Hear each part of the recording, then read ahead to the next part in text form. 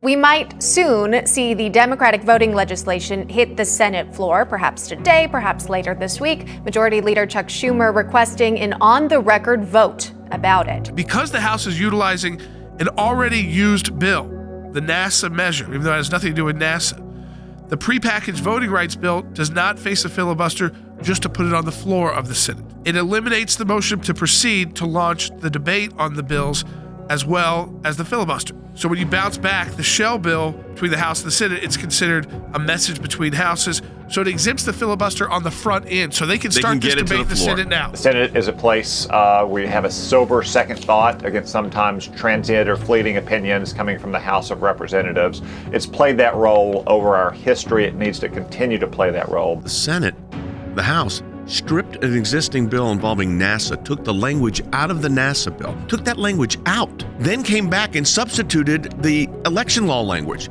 in order to get it to the floor. So this is called a shell bill. It's called a shell game. That's what they're doing here. Last night, Senator Sinema met for 2.5 hours with a group of Democratic senators who urged her to support a change in Senate rules that will allow the voting rights legislation to be passed with a simple majority vote of the Senate instead of having to clear a 60-vote procedural threshold. Imagine getting a bill through the United States Senate. It's sitting in the House, may even have the votes to pass in the House. They call it up, remove all of the language that you care about, and put in a federal takeover of elections. Just think about those supporters of the NASA bill for a moment. But Jordan, that is how insistent Washington, D.C. Democrats are on taking over control of the elections. It doesn't even remove that 60-vote threshold, Jordan. It just pushes it a couple days later. But that's how desperate they are to move it down the line. The U.S. Supreme Court deals a major blow to President Biden's pandemic strategy, ruling his vaccine mandate for large private businesses cannot stand. The ruling was 6-3, with the 6 conservative justices in the majority and the 3 liberal justices dissenting. Major victory for 2/3 of the American workforce yesterday at the U.S. Supreme Court. Your ACLJ representing the Heritage Foundation. The government never had the authority. This was what we argued, that the Occupational Safety and Health Administration did not have the statutory authority to do this. It was a resounding victory, in my view, for the Constitution of the United States, because it emphasized the fact that only delegated powers by the states to the federal government apply, and even then the federal government has limited authority under what it can do and give to its agencies. The Heritage Foundation came to us. They were interested in filing the challenge. It was the first time the Heritage Foundation ever went to federal court as the actual petitioner. We're just ecstatic here at the Heritage Foundation, not just because we and many others, any employer with over 100 employees, have won these cases. We're ecstatic because it is a line in the sand against this regime that they better not cross again. And now for 2/3 of the American workforce, which is about 100 million people, these federal mandates are not going to apply to them or their companies. I ran a small company for 7 or 8 years back in South Central Kansas. I wanted to be able to make good decisions for the health, for the safety, for the shareholders, for my team, for my customers, everybody involved. And the federal government had stepped in and taken that away from these small business owners. And yesterday, the Supreme Court restored that balance. This vaccine was created under President Donald Trump through warp speed, and it's probably saved, it has saved millions of lives.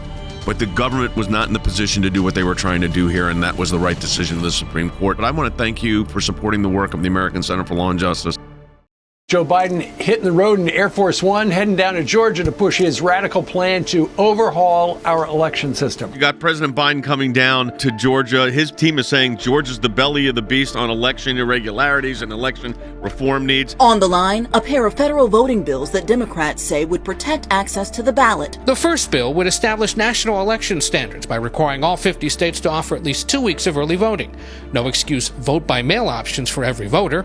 A national voter ID standard, and same-day voting registration. The Biden administration, Democrats, continue attacking Georgia's election law because they want to federalize elections. They want Georgia's laws to look like California and New York. The second bill would update the 1965 Voting Rights Act and force states with a history of discrimination to clear any potential changes to election laws with the Justice Department. What Georgia has done in its election law is no different than every other state, including states in the Northeast that are supposed to be the paragons icons of virtue of voting are more restrictive than Georgia, including Delaware, President Biden's home state. What they want to do is make it a federal law that you have to have ballot harvesting, that you have to have same-day registration, you can't have voter ID laws. Basically, they would make that the federal law. It would be a federal takeover of our elections, and it's all designed simply for one reason, and that is the Democrats think they'll win more elections if they can change the election laws in this country. You cannot get on an airplane.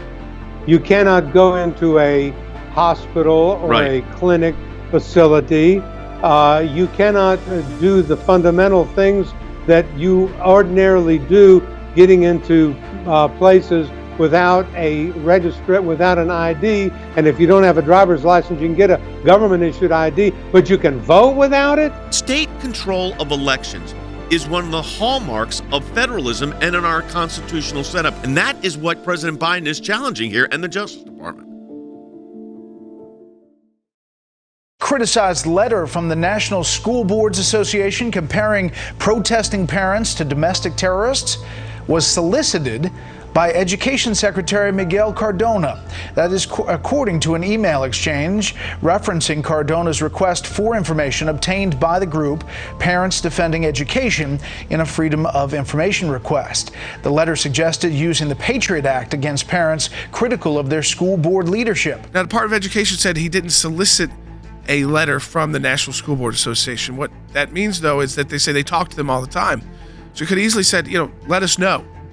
Didn't have to say, write a specific letter, this is what you need to put in it. It's very careful how they try to write that they weren't responsible, even though in the second sentence of their response, they say that they do have these communications with these groups all the time. Parents Defending Education, a group that's criticized school curriculums and closures, tells Fox News, quote, should this allegation be true, it'd reveal that this administration's pretextual war on parents came from the highest levels. It's almost unbelievable that it didn't originate at the White House. The White House very likely told the Department of Education, the secretary, to request this letter from the NSBA. Then, of course, they sent the letter back to the White House so the White House would have justification for taking some action. We don't have this link yet, but I will almost guarantee you later on in the month when the NSBA retracted this letter, guess where I bet that request came from? I'm almost sure that came from the White House too, because the letter was starting to cause them political problems. Republican Senators Rick Scott and Jim Banks are calling for Cardona to resign, and Senator Sass saying the secretary needs to explain himself to the American people. Parents aren't the enemy. It would be inexcusable if he solicited that kind of rhetoric. And again, what they didn't like was vibrant speech, which can include angry speech. And that doesn't mean you're a domestic terrorist. So we're going to stay on top of this and see how involved the Biden administration was.